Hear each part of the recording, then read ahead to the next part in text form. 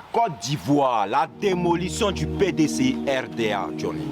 Le dribbleur a encore dribblé, mais cette fois, il veut garder le ballon, Bob. Il va leur montrer comment on gouverne et comment on protège son pouvoir. Le président Alassane Ouattara n'est pas le président Laurent Gbagbo. C'est deux personnes différentes, deux hommes politiques, deux visions et deux manières d'exercer le pouvoir. La loi qui autrefois le condamnait lui-même, l'empêchait à être candidat à une élection présidentielle, c'est cette même loi qui est utilisée contre le PDCI-RDA, Bob. Ah, PDCI-RDA, toi qui avais tout l'héritage à ta disposition.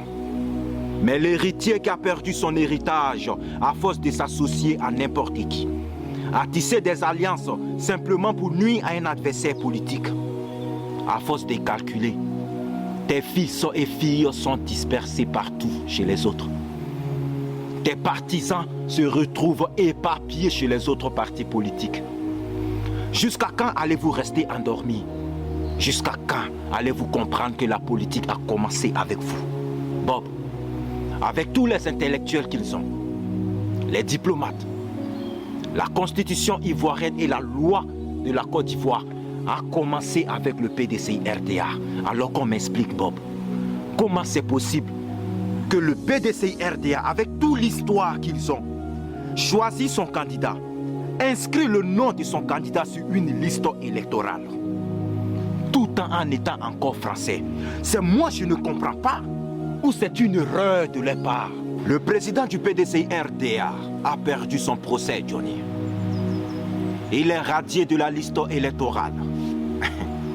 C'est comme si j'avais un passeport qui s'expire dans 6 mois, mais que je voyage pour 2 ans, Johnny.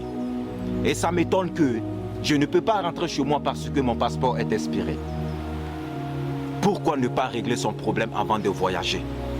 Ou voyager et rentrer avant la date de l'expiration de ton passeport? Johnny, la loi c'est la loi et nul est au-dessus de la loi. Ah, enfin, Bob, l'opposition pourra peut-être s'unir pour de vrai. On ne dira plus « ton problème ne me regarde pas », mais plutôt « ton problème est mon problème ». Parce qu'on a tous les mêmes problèmes.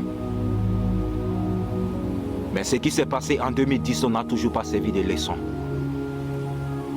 Nos hommes politiques ne sont pas toujours sages, Bob.